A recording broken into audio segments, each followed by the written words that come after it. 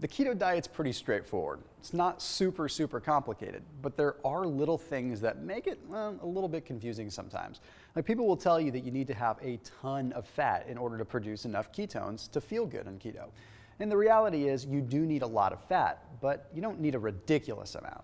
So just by implementing a few simple tricks, you can get your daily fat intake up to where you need it to produce the right amount of ketone bodies. So first off, before I break down the different ways that you can introduce extra fats into your diet, I'm going to have to give you a breakdown of how the body makes ketones really quick.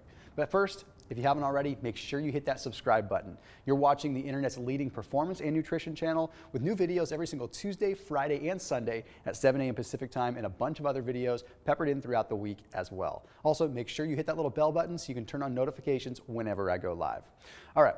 So when it comes down to producing ketone bodies, we're talking about like acetoacetate, beta-hydroxybutyrate, acetone, the ketone bodies that actually give us fuel, your liver has to turn fats into those things. So basically, when you ingest fats, the gallbladder starts to help break down those fats. They go into the small intestine, then they go into the lymph system, then they go into the liver. And the liver works really hard to turn those fats into ketones. And it's the ketones that give you that energy. All that energy and that sort of bliss that you're feeling when you're on a keto diet, that's coming from the body burning ketones. So the short answer is, to produce ketones, we need fat. And we need a higher ratio of fat to protein. So we need maybe anywhere from 60% to 80% fat, and the rest protein and very little carbs in between. So how the heck do you add those extra fats in without just guzzling oil?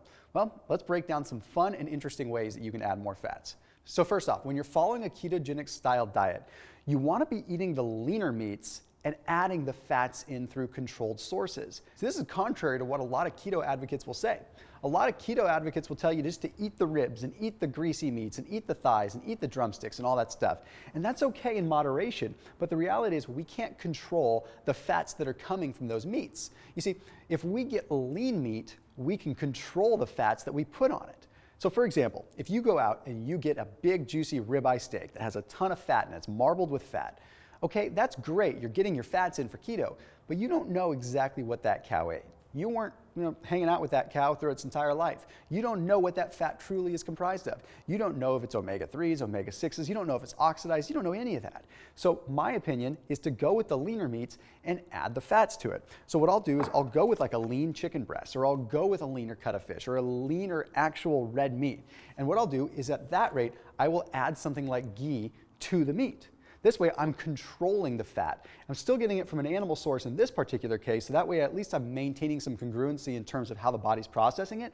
But if you go with some ghee, or you go with a little bit of butter, or a little bit of coconut oil if you're not wanting to add any animal fats in the mix, at least that way you can just simply add fats. Simply by adding a little packet of coconut oil, I'm adding 200 calories just from fat right here. I'm adding like 15 grams of fat to my already lean protein. This way I can also keep track of my fats a lot easier. If I was just eating a juicy ribeye, I'd have to guess. I'd say, it's anywhere from 10 grams of fat to 50 grams of fat, depending on the cow, depending on the source. So control your fats. That's rule number one. All right.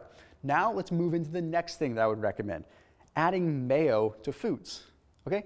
This is so overlooked, but mayonnaise is a superfood. People are probably going to take that little clip from this video and paste it all over the internet saying that Thomas DeLauer is crazy because he calls mayonnaise a superfood. Well, let me clear a couple things up. You have to be getting organic, really good quality mayonnaise, okay? Because if you get regular mayonnaise, then you're going to be loaded up with a bunch of soybean oil, or you're going to be loaded up with canola oil, or you're going to be loaded up with oxidized olive oil. So you want to go for a really good quality organic mayonnaise. But honestly, if you're getting it organic, you're getting high omega-3 eggs, you're going to have a really good fat source. So go ahead and take your meats and put a little mayonnaise on it. Go ahead and take some mayonnaise and mix it with hot sauce and make some kind of sauce. Whatever you need to do. There's so much fat in just 1 to 2 tablespoons of this stuff that you're able to meet your fat requirements super easily. So this is a big trick that I use, especially when I'm first starting to get into keto. I add mayonnaise to as much as I possibly can, just because it is a great way to get those fats up and get the body producing ketones in a good, healthy way. All right, the next thing that I would recommend, also when you're using your lean meats, bread them in pork rinds. This is a very simple way. It doesn't seem like it because you look at these things and they're so light and so airy, but these are very calorically dense and they're pretty much pure fat. So if you crinkle those up and you bread your meats in them and then cook your meats, well, just by adding a couple of pork rinds to 1 chicken breast, you're adding a good 12 to 15 grams of fat. So at least that way you can have some fun getting your fats in by making it taste good, be a little bit more creative, and make it so you don't have to just guzzle oil. Okay, this next way to add fats to your diet is one that I didn't discover until not that long ago. And honestly, I wish I had discovered it years ago because it would have made my keto lifestyle significantly easier. It's tahini. So tahini is made from sesame seeds. And the cool thing about sesame seeds is they're 80% oil by weight.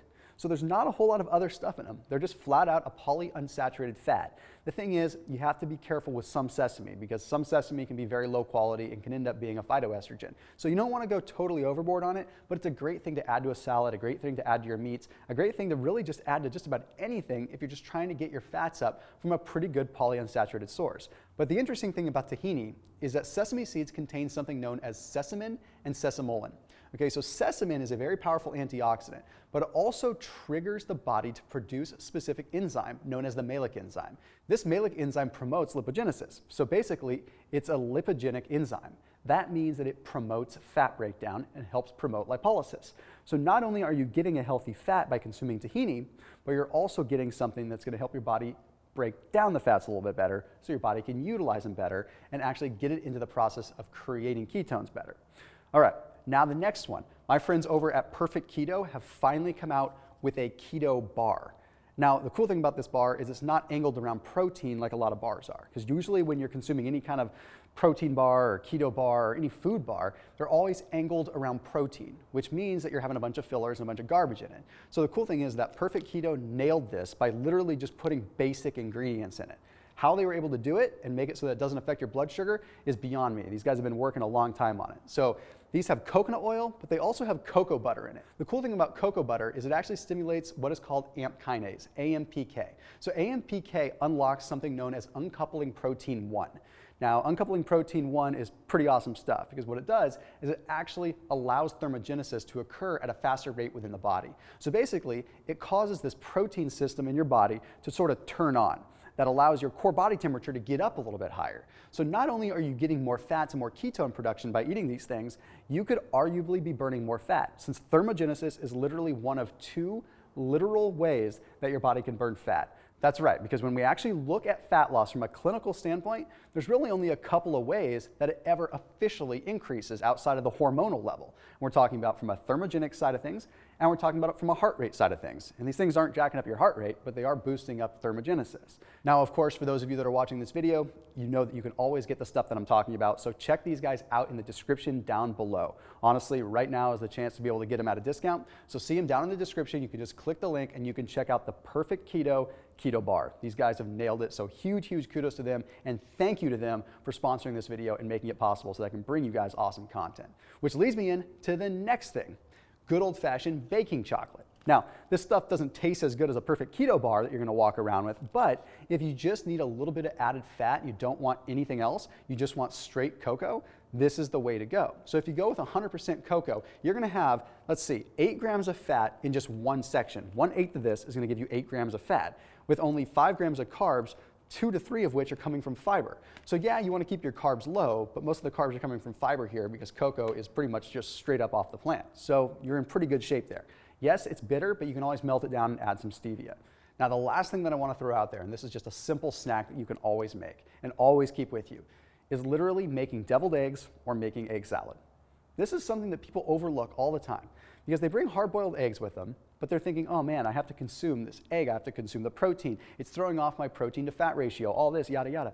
Just make the deviled egg filling and go ahead and add some extra filling to the egg. So that way, maybe you're making it with a few extra yolks. Because when you make deviled eggs, you combine all the yolks, you mix them up with mayonnaise, which again, is already a superfood in my book. So you're adding up the fats anyway. So it's a great way to just have a little teeny fat bomb that you can carry with you. Additionally, if you make egg salad, you can add mayonnaise into the mix, you can add other fats into the mix, and you have another perfect thing that you can take with you. Might not be something that you want to open up on a plane just for the courtesy of the person sitting next to you, but it's at least going to get those fats in so that you can get them in a healthy way and get those ketones produced so you can have more energy and burn more fat.